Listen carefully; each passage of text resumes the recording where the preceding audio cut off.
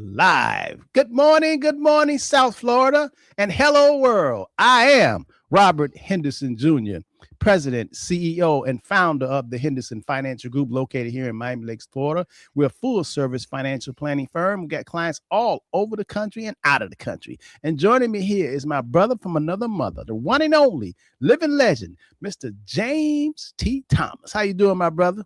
It's always a pleasure to be with you, sir. Always, always, always. always. Good, We, good, good. hey, it's always good vibes, good news, and hey, we're always willing and ready to share, man. Willing and ready to share. When I see you, James, I say, God is good. Ooh, Rob, you know what I tell them? I said, true, but guess what? For us, God is best because there's Oh, yeah. nothing better. Oh, yeah. Oh, Yes, yeah, man. yeah. Hey, man, it really is. It's great to have another day to go out, hey, to reach out, and to hopefully speak out to be a blessing to someone. Today, I want to do something in honor of a gentleman that came into my life. Oh man, I don't even know how many years ago, but when you can find seniors who have lived their lives and they just want to pour out to you. They want to show you things you don't know. They want to show you how to do things you've never done. Man, Henry Williams was a gentleman that came out, man. He taught me a lot through quote unquote who he was and what he had done. Robert, I filled in my I filled in my pool. Now, people gonna say this is crazy, but you know, I was the only one that fell in my pool one time over about 9 years. Nobody had been in the pool. You know, my kids Okay. weren't kids. They were. So I told Brother Henry, I said, you know something, Brother Henry? I said, I want to fill in that pool. I said, if they want to go swimming, let them jump in the pond. You know, he said, he said, what? He said, Brother James, did you get approval for that? I said, yeah. But I said, not from who you talking about. How many loads of dirt do you think it would take, Brother Henry? He said, well, I think it'd take about 8 loads. Hey, we had 8 loads delivered. He had a big machine, and he said, Brother James, before you put dirt in there, you got to knock a hole in the bottom so that the water drains out. And then I'm going to show you. He showed me how to get up on one of those humongous tractors with the dipper or whatever on the front. And I, after him showing me, began to put dirt in there. He said, now, don't you go any further than right here. He marked his face. I don't want you with this doja to be in the pool. But hey, man, that was but so many other things, man, about we started growing moringa, we started growing miracle fruit, and we started, man, oh man, he was just he was just full of knowledge. So to his family and to all of his friends, hey, believe me, he came from heaven and he can return to where he came from so that he can move on to another atmosphere. Hey, he's going on. He's transitioned, right? Transition. Hey, brother, Rob, I tell him all the time, I came from heaven and God sent me here to be an influence with Yep. kingdom culture, understanding the message and the mandate of Jesus Christ. So, hey, when that time comes, hey, what's next? What's next, Lord? You are who you are. You are who Yeah, you are. hey, Hey, yes, hey, sir. man, your spirit ain't no telling how many lives Woo, you've lived, huh? woo, Rob, Ain't no Rob, telling Rob. how many Yeah, lives you have lived. I mean, we just don't know. I mean, we want to yeah. believe whatever we want to believe. We want to be conditioned, taught, or whatever. But then you want to keep an open mind. Good morning, Miss Redhead, Mr. Redhead. Um, we just want to keep an open mind because I think when you keep an open mind in terms of wisdom and understanding, you keep the open mind, you keep the window open, the doors open so you can get better understanding. If you Mm. close it, I think then nothing can get in, nothing can get out, and you stuck thinking one way. You know, I myself, that's one of my strengths is I always keep the doors open for new viewpoints and new Ah, thoughts and new attitude, and it really keeps me going. I mean, I'm really thrilled about it. It's You know, some people wait for the next movie or wait for the next, you know, football to start or wait for I really I really have dedicated my life to learning, and therefore I really like newness to, you know, new discovery. You know, if I had to describe myself, I would say that I am an explorer. You know, and we are. yeah, you know, I'm an explorer. I'm always looking, my eyes open, and I never say never. You know, I that's why they call it a miracle. That's why they call it a surprise. You know, I understand this stuff. You know, so I'm really having a good time. I'm just studying, working on my mind, body, and soul, and I know my purpose here on this planet. This time, I don't have the consciousness to find how many That's the times key. I've been here, but I know that spirit doesn't die, and I know that I'm more than just this physical body. Amen. That I know that, you know. Rob, but that what you just said with knowing your purpose, or at least believing that you know, because you and I know that with where we have come from and come through, there's nothing we would want to go back to. We want to, hey, we just sitting here like Philip Perrip with great expectations.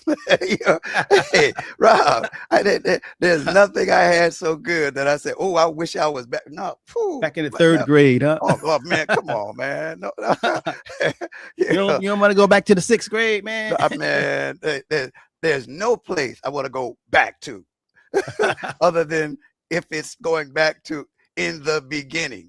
And we all know there had to be a beginning before in the beginning, right? People do know that, right? There was a beginning before he said in the beginning, because if he did not begin before that, there would have been no beginning. But anyway, all right, Mr. Henderson, what's the sermon for today? Okay, sir? my sermon today, I want to talk about trust accounts, trust, because there's a lot of different trusts, and a lot of young people that, you know, been on Instagram, you know, these people talking about living trust, not living, they're just talking about trust, creating a trust.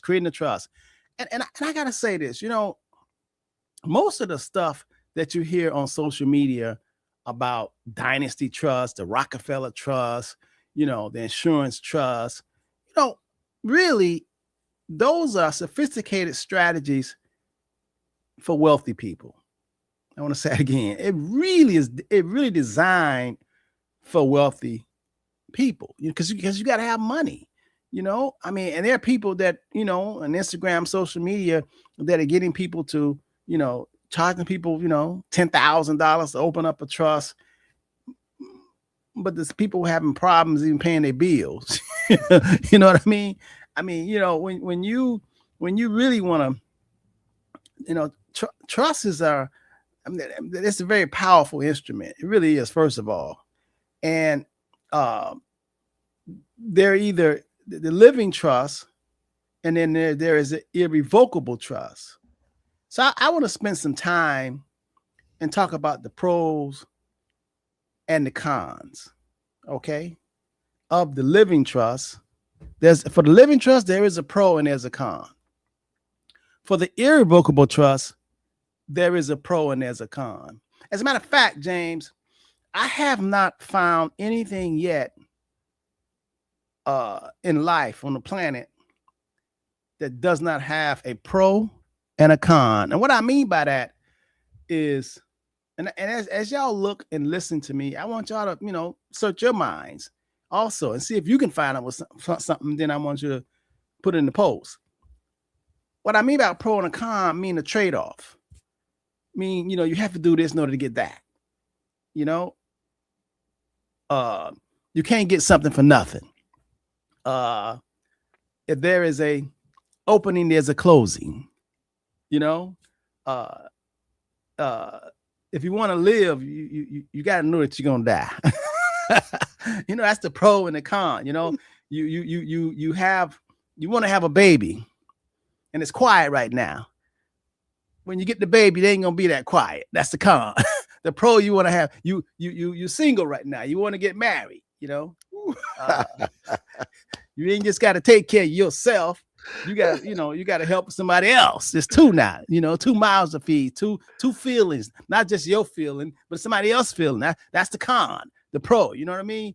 I mean, I have not found anything really on the planet that there's not a yin and a yang. There's not a pro and a con. There's not a trade-off. You know what I mean? And but you know, as I'm saying this, I'm thinking that the problem is a lot of adults think you can get around pro and a con. They think that you can get some for nothing. They, you know, and that's when you go wrong. As soon as you violate this universal law, you're in trouble.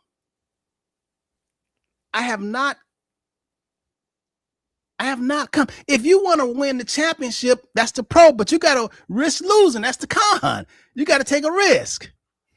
You know what I mean? I mean, there's light, there's night, there's day, and there's light. That's that pro and that's that con. It depends on which one you figure, you know, it's a con and which one is a pro. You know what I mean? Some of y'all say, hey, nighttime is a pro.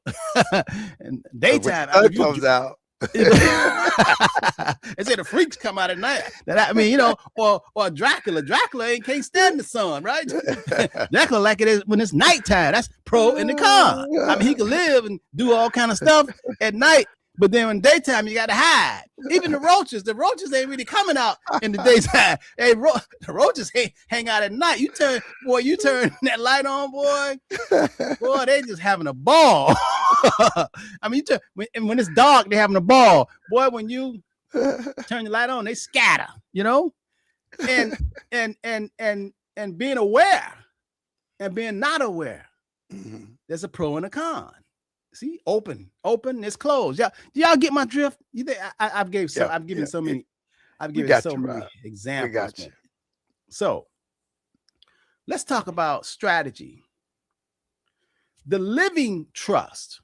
The reason why they call it a living trust and not really a revocable trust. One thing, a living trust says that whatever your desires, whatever your wishes, what you want to happen, assets that you can put in a trust, cash you can put in a trust, real estate you can put in a trust, insurance you can put in a trust, you can put in a trust. But it's a living trust. That means you can change it. You can change your mind. That's a living trust. You can change your mind. And so to give you guys a visual, just when I say a trust, I want you guys to draw a square or a circle, whatever your preference. And inside of this square or circle, you can put your car in there, and you can take it out. You can take it out of your personal name, and now your registration has Robert Henderson Trust owns this car. You can take your real estate and take it out of your personal name, and you can say this duplex or this rental property or this vacant land is Robert Henderson Trust, not Robert Henderson Jr., but Robert Henderson Jr. Family Trust. So it's not in my name anymore. I put it in that box. Okay, y'all get me? I put it in that box. That's a trust. And since it's a living trust, I could change it anytime around, because anytime I want to, because it's a revocable living trust. Revocable, meaning I can revoke it. I can say, okay, I got, several properties. And this property right here, I'm gonna give my son 2 properties. If he act a fool later on in life, while I'm still alive, I can revoke that and change my mind and give it to his sister. Because I am in control. That's a revocable living trust. I can change my mind. Don't get me mad. That's a lot of control, right?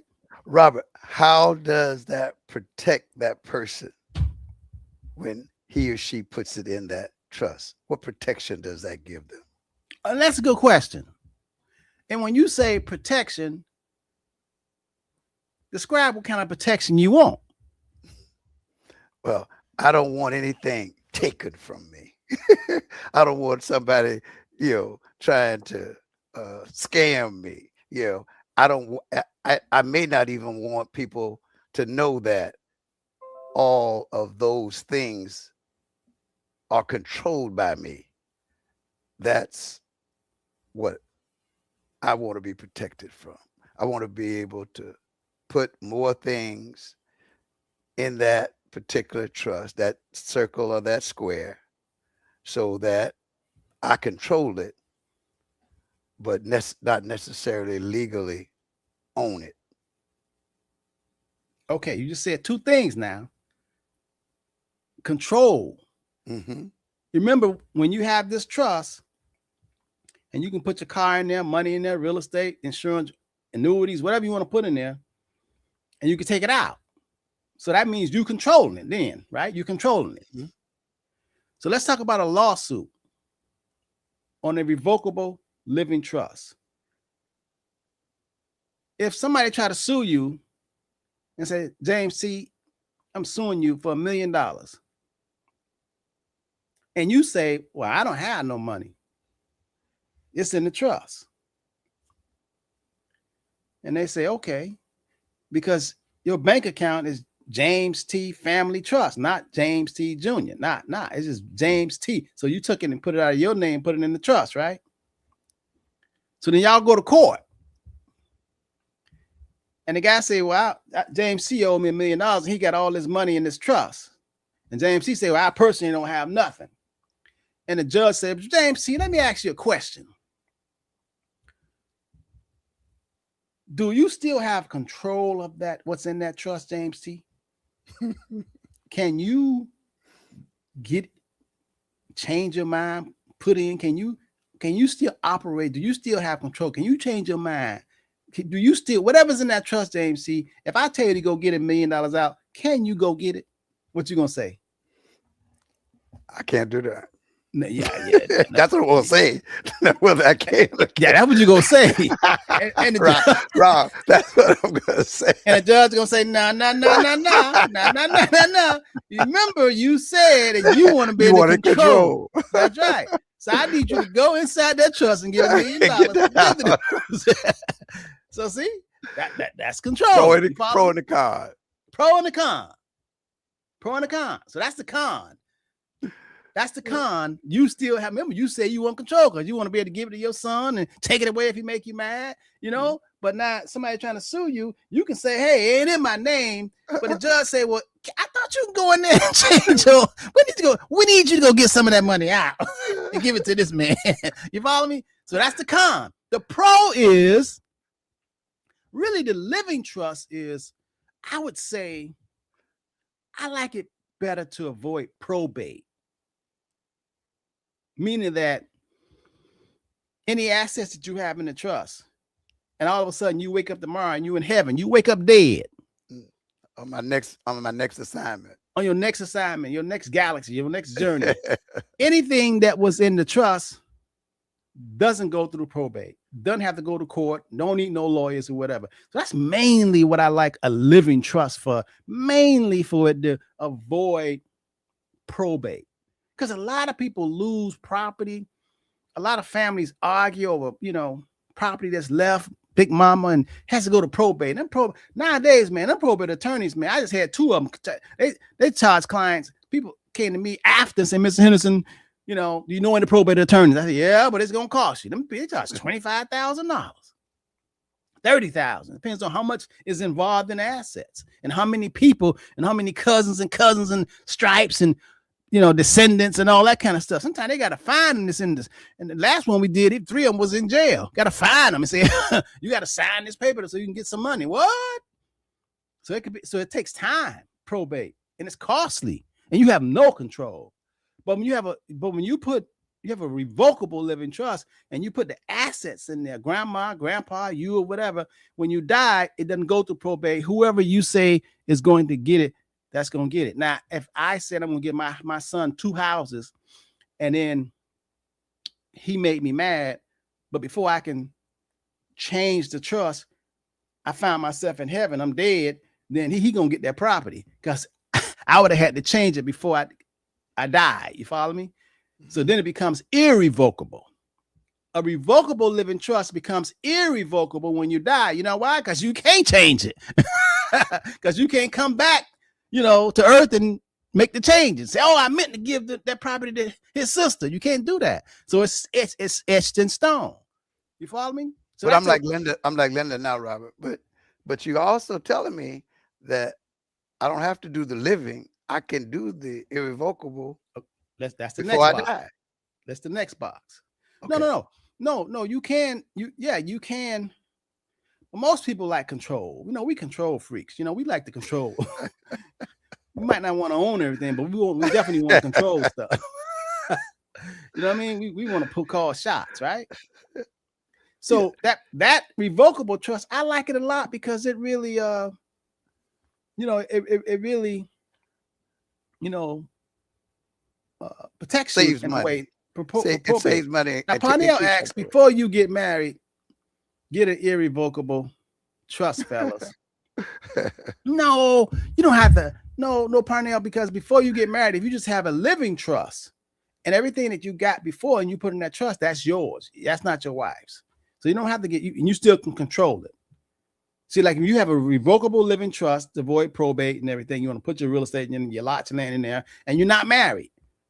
And then a year later or a day later, you get married, then that trust doesn't belong, and that asset that's in that trust does not belong to your new wife.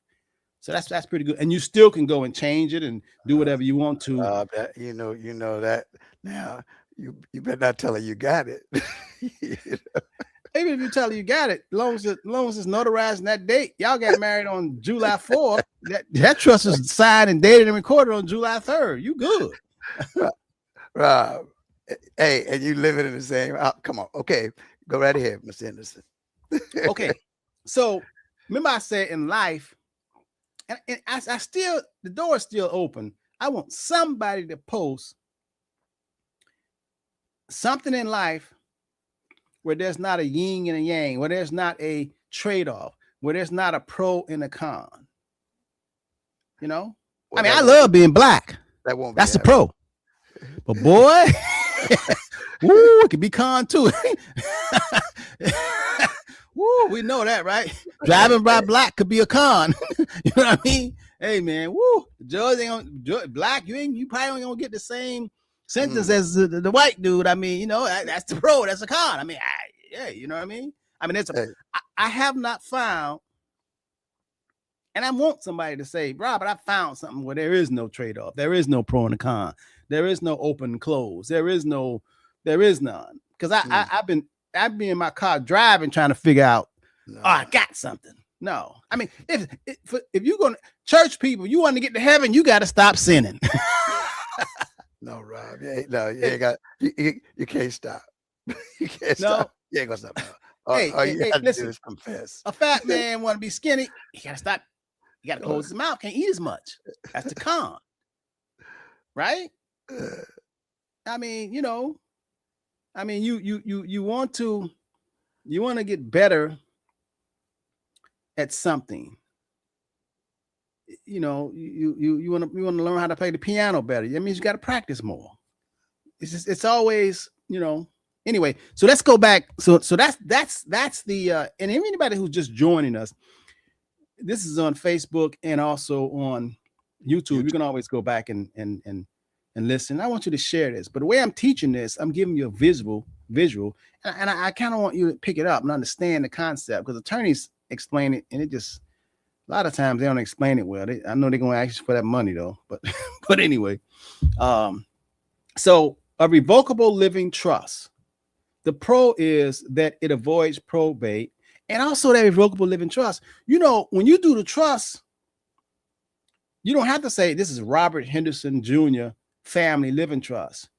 You can call this is Bugs Bunny Jr. Family Trust. Now, and then you buy property and it's in Bugs Bunny Jr. Trust. They don't know in public record in Zillow or in Sunbiz, they don't know who is behind Bugs Bunny Living Trust, because I'm the trustee and my name ain't on there. You follow me? So you could be incognito that way. You can hide out that way with a living trust. Now, so what's the question, Rob, on that point?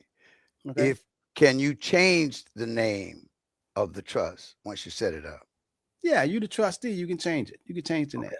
Good. All right. You the boss. You the big Willie. You the king or queen, whatever you want to be. But you pull the strings on a revocable living trust. All right. So the pro is that it really avoids probate, and it stops a lot of, court, and Big Mama die, you die, whatever. You don't have to go to probate. You don't have to get no attorney, all that, because you've already put it, the property is in the trust. Mhm. So you don't have to, nobody has to change it because it's already in the trust. You did it now. So if you died 10 years, 150 years from now, it's done. It's recorded. And that's it. You can put your bank account in the name of the trust. You can do it. It's a trust account. Set it up. You can have it in your personal name, or you can come up with an alias name. What matters is who's in control. You are the trustee, and your wife trustee. And then you want to have a backup trustee just in case all of a sudden you become incapacitated. So you want to have a backup trustee. Then inside that trust, you want to have a power of attorney just in case you become, stranded over there, in another country, and you need to get some money. You need to have somebody be able to go to the bank and do your bidding, or your mortgage, or real estate, or do whatever. That's like having a badge, because now they have the power of attorney. But power of attorney is only good while a person is alive. Once a person died, power of attorneys become null and void. But the trustee is still there. And then you also want to have a healthcare directive. And so and you can change those as well. You can change over everything. time. When you have a living revocable trust, you can change it anytime you want to. You call the shots. You the man, you the woman, you the king, you the queen. You can change it anytime you want. You can change the name. You can change who you want to leave stuff to. That's a lot of power, but just good. Good. Now, tax all revocable living trusts, normally 98% of the times, it's taxed under your Social Security. It's a pass-through. So let's say you put rental income duplex or triplex or apartment buildings inside of Robert Henderson Trust. And the profits or the gains or the losses, it passed through on my 1040. Yeah, it passed through because it's using my Social Security number. Because it's still me. I'm still linked to it. It's still gum on my shoe. We still got a tie. It's like when you have a living trust and somebody sue you, a creditor, and you say, hey, it ain't in my name. It's in the name of the trust. And then if they go further, sometimes when you say that, they go, oh, okay, he's right. But if they go get an attorney, they go, is that a revocable living trust? That means that you can have access to everything. Let's go to a judge, and the judge's gonna say, hey, Robert, now I know you put it in the trust, but do you still have power to take and move things around and get money out, whatever? And I said, yeah. but if you lose this case, and we want you to take some of the money out and give it to the people, because I'm the trustee. I want y'all to really understand that with a revocable living trust. Revocable living trust, like I just said, the most powerful thing is it avoids probate. And a lot of single people, or a lot of people that's married, you should have a trust, a revocable living trust, I would say. Now, so when does a irrevocable trust come into play? Now, so let's so we got this circle or this box I want you to use in your imagination. You put everything in the trust. Now we're gonna do this other box over here. This is called an irrevocable trust. Now you want to put your house, your cars, same thing that you put into the revocable trust. Now you got most stuff. So some people have both. So now you want to have irrevocable trust, where you put your car, you put your real estate, you put your business and all that. Now, when you put an irrevocable trust, whatever you put in there, you can't change it. You can't take it out. It's like you threw it in the canal, gave it to the church. You get a donation to the church, 2 years ago. You can't come back and say, hey, remember I gave you that donation? Can I get that back? They're like, no, you gave it to the church. You got to take that up with the Lord. But when you give an irrevocable trust, that means it can't be reversed. You put the money in there. You put your car in there. You put your real estate in there. You put your vacant land in there. You put your life insurance in there. It's in a trust. Now what's the pro to that? Huh? What's the pro to that? That's a great question. Now, let's go back to that scenario. Now, all of a sudden, somebody sue you. They say, hey, I want to sue you. And I say, well, it ain't in my name. It's in the trust name. They say, oh, no. But just like the revocable trust, you can go in there and get it out. No. Remember, I don't have no control over it. Whatever I put in there, I don't have no control over it. You go to court, judge say, can you enter that door and go and get that money out that bank and all that on that irrevocable trust you set up? Judge, you know I can't do that. It's called an irrevocable trust. Whatever I put in there, I can't take out no more. I don't have no control over it. So this lawsuit is over. So basically, irrevocable trusts are asset protection trusts. Protects your assets. And just think about that. If you got a 9-to-5 job, you trying to come over, you ain't giving some away. You want to be on this side. Because if you give your stuff away, it ain't legally yours no more. Then you can't do anything. You can't change your mind. If you say you want to give the property to your son or your daughter, whatever, they make you mad, they married the wrong person, you cannot take it back because you don't have no power over irrevocable trust. Once you grant it, once you put assets inside of that trust, you can't take it back. You can't change your mind. You can't change your mind on something that's irrevocable. Then what type of assets do you suggest, and with your strategies, that people put in the irrevocable trust? Assets that that's gonna, okay. So let me finish with the pros. When you put it inside the irrevocable trust, and you put all your stuff in the irrevocable trust, you can say you poor. You don't have nothing. You can go get welfare. You can get government. You can go get government. And James, a lot of wealthy people do that. They go get all kind of social benefits. They can get Medicaid, not care, Caid. There's a lot of people driving around in Rolls Royces. And they call that own nothing, but control everything. Now, how do they do that? They slick Willie now. Even though they put it there and they can swear on a stack of Bibles that they don't own it. And matter of fact, it's not in their name. It's in another. They can have Northern Trust, or they can have a bank be the trustee of that trust. Isn't that something? They call the shots. And you put it there because you want to take it out of your estate. So when you die poor. There's no estate taxes. That's why a lot of wealthy people have irrevocable trusts. They can't get sued because they ain't got nothing. They put it in the trust. And you wonder why they ride around in a Rolls Royce. Because somebody let them borrow it. It might be a trust car, but somebody let them borrow that trust car. It's like you're a little puzzled there, James. Well, my thought with that is, if I cannot, or if the trustee that I put in charge, whether it's the Henderson Financial Group or the bank or whatever, can they only go in there at my demise?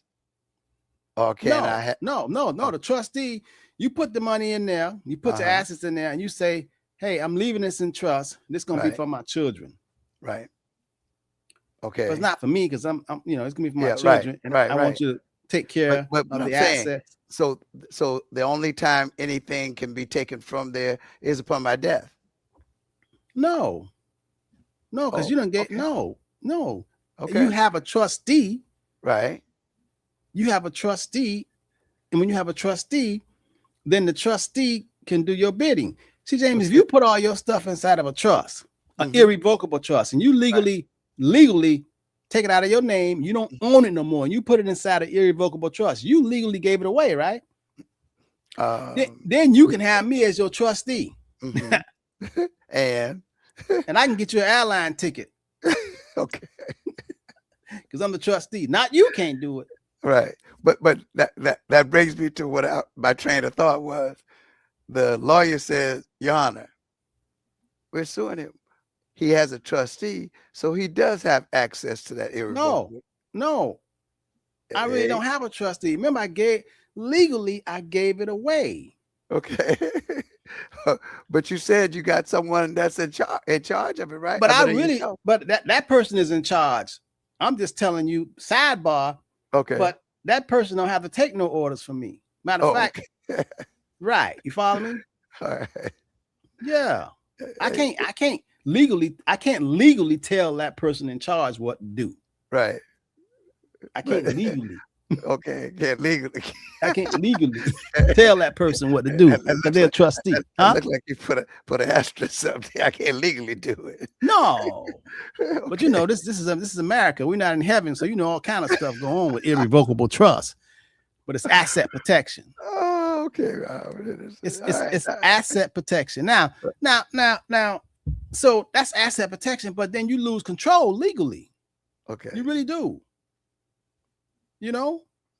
And so James, it depends on what you're trying to do. Because if you're trying to say, hey man,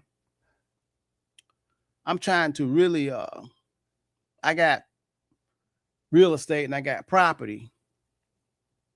Which is going to grow, Rob. If you got property in there, that property is going to grow in value over time, correct?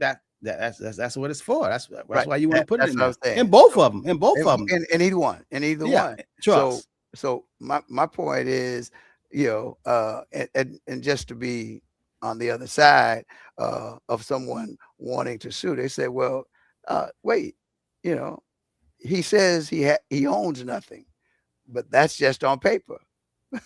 If I The paper is legal document. yeah, Paper right, is a legal right. document. But if I needed something, if I came destitute or whatever, needed something, came incapacitated, needed something, I still have no access to it. Not you, but the trustee can help you out, so you won't be homeless. That's what I want the listeners to understand or to hear. As a matter of fact, you could put an apartment building inside that trust, and you can do a charitable trust. You can actually put apartment inside of that trust and take a tax deduction for it. And as long as you're alive, the income from that apartment comes to you, and it's still not legally yours. That's why I said so many different strategies. You have to tell me what you're trying to do. Right. One of them that I like a whole lot that a lot of people don't use is a foundation. Because a foundation or charitable organization setting that up, I really like those because you could actually put real estate. You could buy property and put it into a foundation or a charitable entity where you help the homeless or help minor kids or battered women or whatever. You can actually go and buy real estate and put it inside of that 501 and not pay taxes because it's tax free. And once you put it inside the foundation, it's inside the foundation and it's going to grow too in value. And you don't have to pay property taxes like the Vatican. They own a lot of property, a lot of religious organizations, churches. They don't pay property taxes. So you can start your own charity, nonprofit, and buy real estate. And then since you own that charity, nonprofit, you're going to give to the kids and teach them reading and all that. The charity need a car. Somebody got it. So the charity got money. Matter of fact, the charity has a stock account. Put money in. And most of the time they have a board. So you want to have a board. And guess who the board is? Your family members. Your family. And then when it makes money, it pays salary to your family members. Look out, Warren Buffett and Bill Gates. That's all what they do. They tell me they giving it to a charity, man. I'm giving my money away. Yeah, something they foundation, they charity. They ain't giving it to you or you or you. Isn't that something? It is amazing in terms of playing chess and not checkers. If you tell me exactly what you're trying to accomplish, I can tell you what instruments. Remember about a week ago, I said at the Henderson Financial Group, we pride ourselves on being carpenters. And I want you to think of having a carpenter as someone who has a toolkit, right? A toolbox. And in that toolbox, he uses it to build. So he might have a saw in there, a drill, a hammer, a flathead screwdriver, a Phillips screwdriver, flashlight, tape measure. I mean, whatever in there we need to build or create. We don't favor annuities. We don't favor stocks. We don't favor cash value life insurance. We don't favor any of those. No more than a carpenter, a builder favor his hammer. Because the job may call for a Phillips screwdriver. He can't use a hammer. So we unbiased. Whatever the job calls for, we'll tell you what tool to use for that. And so that's what I like about what we do at the Henderson Financial Group, man. We that's why I never want to join an organization just because they sell hammers. Because then I can't serve the people, just hammer. I can't say, hey, what you need to tighten the screw? Here's a hammer. and see, when you go, a lot of people, when they say investments is not financial planning. Investment is one aspect of financial planning. What if you come to a financial planner and you don't have no money? There's still stuff to be done. You got to work on your budget. If you're working now, I mean, I'm saying you got to have a decent job or at least an inheritance or something to work with, because it's finance. You can't say you're going to go to a financial planner or investment and have no money. Okay, what are we going to work with? Well, I got my toolbox here, but what am I? So you got to have some money, and you don't have to have a lot of money, but you got to say, listen, I'm working this is how much I make and I'm spending. So we start with a budget. And we're telling you spending too much, you're eating out too much. Okay, we're gonna find the money. And now we found the money, we're gonna tell you where to put the money. And we're gonna tell you which tool to use, what you should do based on your goals and objectives. How high you want to go, how wide you want to go, how fast you want to go. We'll tell you what financial instrument to use. You want to be protected? Okay. We'll tell you that, So that's what real financial planning is. People, they don't educate the general public on really what's going on, how to understand money. People just want to invest. But if you invest and you got 3 kids and you ain't have no life insurance, what happens if you wake up dead? And you want to insure you insure your car, and it's depreciating every day. You still pay the same insurance on it. A lot of people pay the same insurance cost premium that they paid when the car was new. 7 years later, the car ain't worth hardly nothing. You still paying the same premium that you paid when the car was new. Does that make sense? No, but Rob, I didn't think about that. I got this Mercedes-Benz, insurance cost me so-and-so. Now I had this Mercedes-Benz 12 years. I done paid it off. Is it worth? The blue book says worth what you're insuring it for? No. But why the insurance agent who sold you this didn't tell you that you don't have to insure it for what you paid for it to replacement cost, because now you done had it 12, 15 years. It ain't worth that. Why are you still paying the same amount? On the social media platforms, they have all of these different insurance things where you can enter the model of your car, the year, right, whatever. Run you crazy, right? Yeah, but hey, when I see those things, I say, I wonder, if they're saying, oh, you can insure your house or you can insure your car for $89, $59 a month, just go, hey. Are those, well, I shouldn't say are those because there are many of them out there, but I think you should inquire, do you help people when they come, Robert, to find out, hey, I bought this car 12 years ago and I'm still paying, no, but as a matter of fact, in most cases, Rob, what you're paying is higher than what you paid 12 years ago. Yeah. Yeah.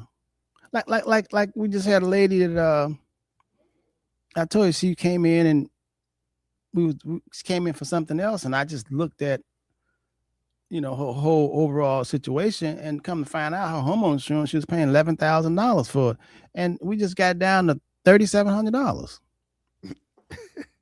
$11,000 a year for homeowners insurance. Now it's only $3,700 a year. So you know her mortgage payment is going to go down tremendously. Mm. You know what I mean?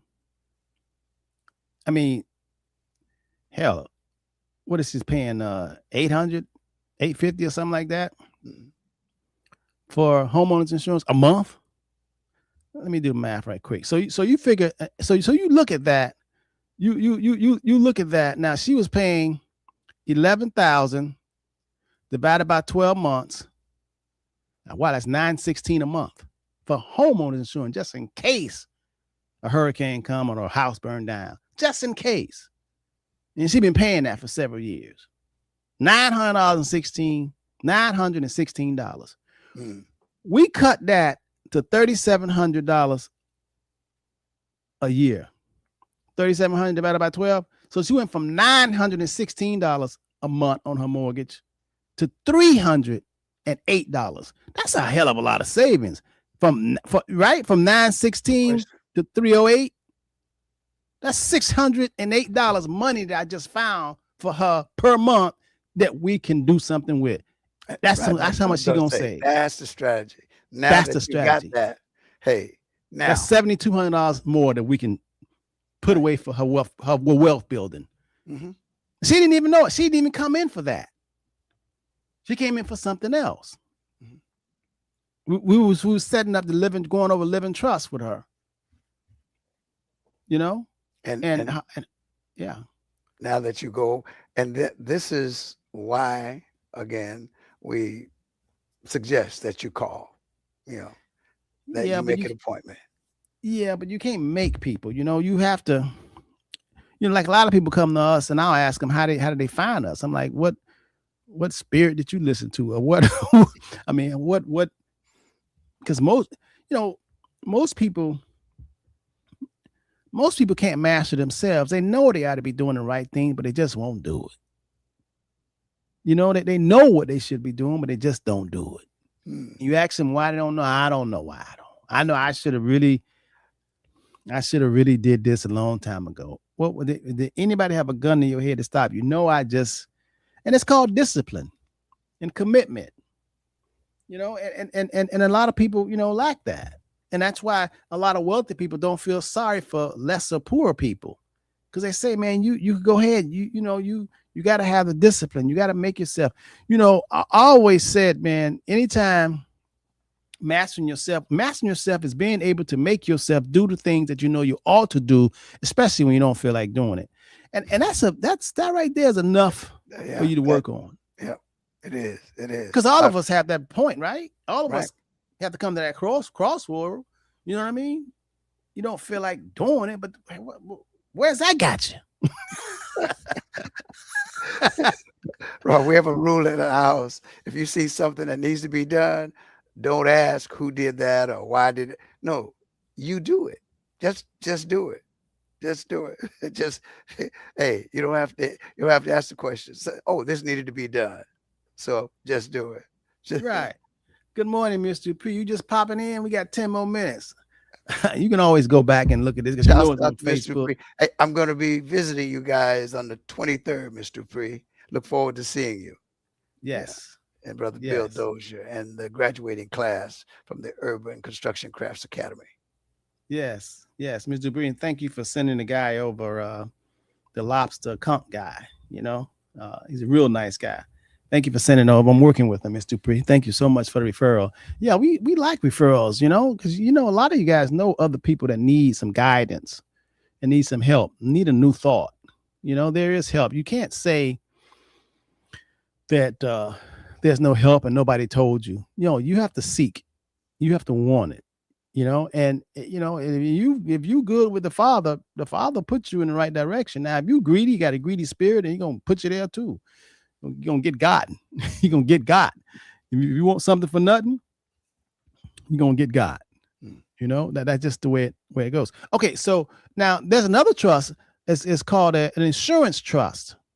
This right here, all on social media, man. It's this Rockefeller Waterfall Trust. People call, hey, what about the Rockefeller? Again, a lot of these trusts, you got to have some money. You got to have something. I mean, you in that scripture, you need to, before your cup can before your cup flow over with blessings. Damn it, you got to get a cup. Some of y'all don't even have a cup. I want. Where's your cup, man? You got to get a cup. I mean, you got to start with something so we can't put in there, you know? I can't save nothing. Well, yeah, I'm gonna put anything in there. I spend everything. Yeah. And then really when you think that you like I said, the lady came in, you know, she thought normal, that's what she has to pay, $11,000 a year for homeowner insurance. She didn't notice, you know, we got it down. I had told her, I said, we're gonna cut that in half. Before I even looked at her stuff, I said, oh, we're gonna cut that in half. Yeah, but then I sent it out to some few people and they came back with bids and said same coverage that she have, $3,700 a year. Boom. All right. I know she should have left there beaming. and not talking about, well, I think now I can buy this. You know, no. Now think about now, Mr. Henderson, where do I put that? Where could I put that $9,000 that you saved me, or $8,000, whatever it was you saved me? Where can I put that? How can I use that so that it will grow for me as I prepare for whether it's retirement, whether it's to buy some income property or to do other investments? What do you suggest? That's always a good question. You know, So time running out, man. We've got like 7 minutes, but listen, I want to talk about this children trust that I hear people talking about, the Rockefeller Trust for life insurance, get it for the family. So, okay. So again, Nelson Rockefeller, you know, there's very real wealthy, you know, people, you know, industrial age, you know, the Fords, the Rockefellers, the Rothschilds, the Kennedys, all of them, they had a lot of money. They was the rich of their days. And what they would do is they was making so much money, they had money left over. So they put this money inside of a trust, but it was called an insurance trust. Now, the reason why they did that too, they wanted to take the money out of irrevocable. It's an irrevocable, James. They wanted to take, which is like billions of dollars, and put it inside of a trust so they won't get personally taxed on it. And then when they die, they don't have to pay any estate taxes because they took the money out and they don't have the money. They have enough, so they kept enough so they can live and do what they want to do. But a bulk of it, they put it inside irrevocable insurance trust. Why is it called insurance? Because they took this money and they bought life insurance. And they made the beneficiary of the life insurance each of the family members. So then each time a generation of family members would die, not an individual would get the benefits, the tax-free money. The money would go back into the trust. And then when they had children, they're going to college or wanting to buy a car, they didn't have to finance through a bank or borrow money for college. All this tax-free money that was in this insurance trust kept building up. Every time somebody died, that's more money. And then inside this life insurance trust, it was invested in real estate or what, it's invested and it grows tax-free. So you have poor people saying, hey, I want to get a Rockefeller trust. There again, you don't have no cup. But they want to do it because it's on Instagram. So if you want to start, then right now, make your life insurance, the beneficiary, a trust. Instead of making it to your husband or making it to your children or whatever. And the reason why they do that is because they don't want to leave money and have the beneficiary children, because children will get money and some of them act a fool. They can't handle money. Hell, some adults get money and act a fool. Some of the adults, correctional officer, police officer, they get a lump sum, they lose their mind. They be gone. Y'all know what I'm talking about. They done spent it in 3 years. Got to get a job, go back and work again. They got that money and they just party. So everybody can't handle money. So when you put money, if you got $1 million policy, instead of leaving the beneficiary, Roddy, Ricky, and Sammy, You leave the beneficiary is the trust. So when you die, the tax-free money goes inside of a trust. And then you have a trustee to say, okay, all this money in here for Ronnie, Ricky, and Susie or whatever. And the rules inside this trust, which your father left, said each of y'all got to graduate from college. And the trust got enough money to pay for the college. And you got to do it not in 20 years, you got to do it in 4 years. You know, if you need whatever you need, get a house or whatever, there's enough money in here for you to get a house. You're going to help it. That's how much money in there left. But you're not going to, get this money and put it in your pocket and lose your mind. And if you get married, your wives or husband can't, get half of your assets because it ain't in your name. It's inside the trust. There again, that's strategies for people who got money. A lot of these strategies are not for poor people, or people who live in paycheck to paycheck. All these extravagant strategies, it's a whole lot of them. It's built for people who got money, wealthy, rich.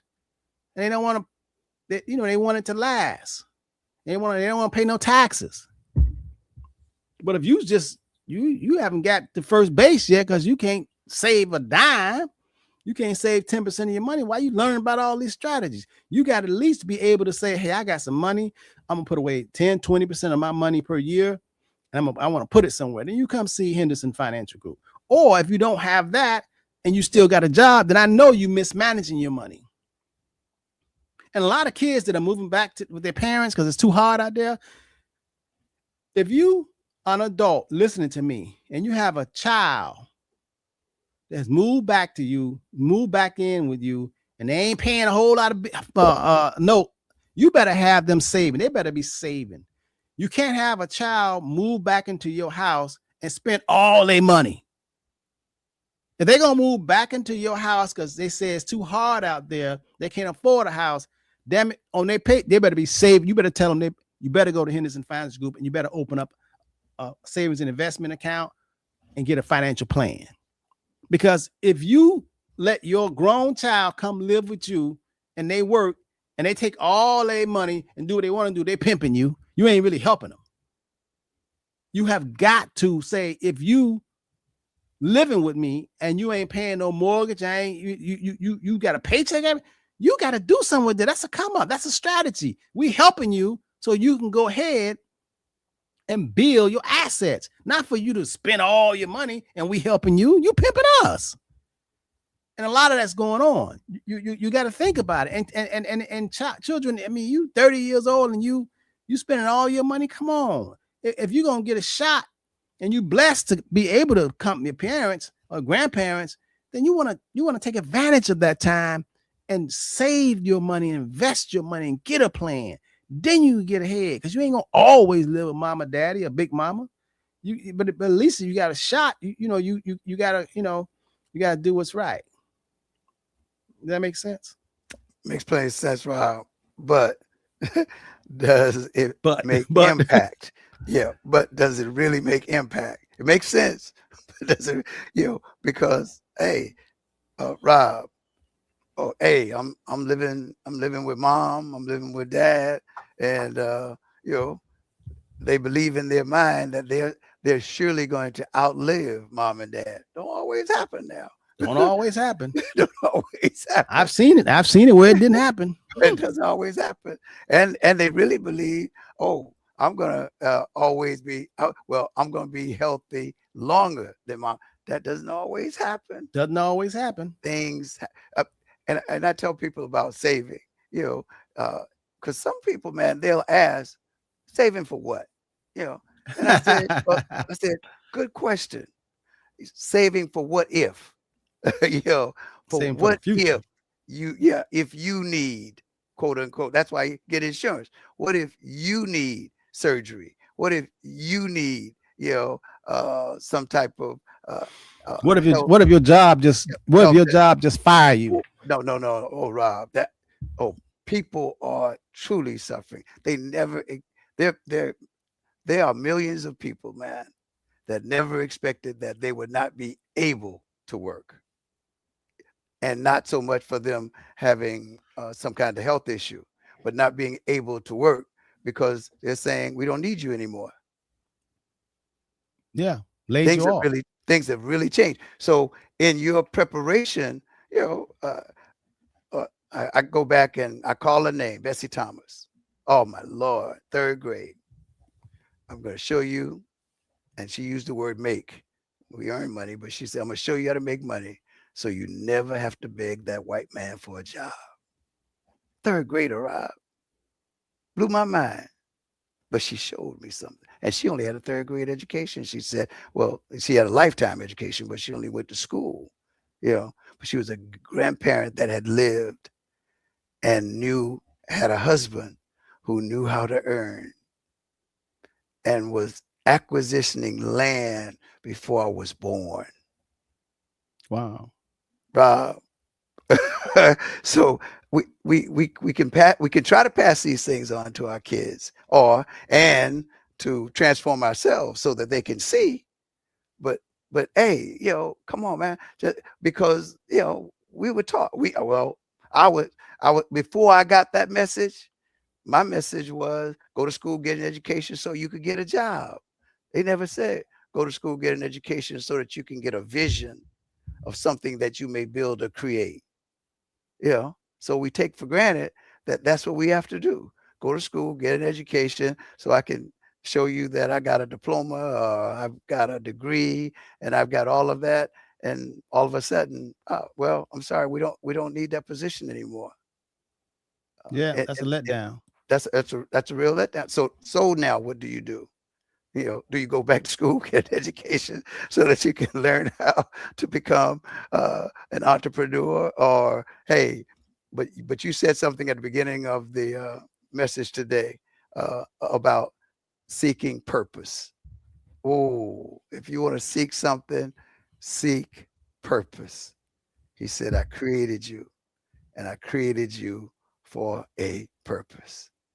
So if you go to school, get an education, let that education be for you to find your purpose. Yep. That's what amen. Let the church say amen. Amen. James, amen. It's 10:03. I got an 11 o'clock appointment, a 12 o'clock appointment, a 1 o'clock, a 2 o'clock, a 3 o'clock, a 4 o'clock. My last appointment is 5 o'clock. So that means I'm gonna get out here 6 o'clock after 6 o'clock, man. Here we go. Hey, I love it. That's my purpose. That's my purpose. That's your purpose. and you're gonna be helping people. Hey, folks, in closing today, I take this from my family chat. My brother John Davis says, join me in praying, Lord, thank you for being our eternal refuge and strength. When we feel weary, uncertain, or overwhelmed, remind us that your everlasting arms are holding us secure. Help us to rest in your presence and trust your protection. Give us confidence to move forward in faith. Knowing you go before us, you stand beside us, and you uphold us with your unfailing love. In Jesus' name we pray. Amen. Everybody, amen. Have a great weekend, everybody. Stay safe. Stay safe. Much love. Same time, same station next week. Hey, and make sure you share this with someone who you care about.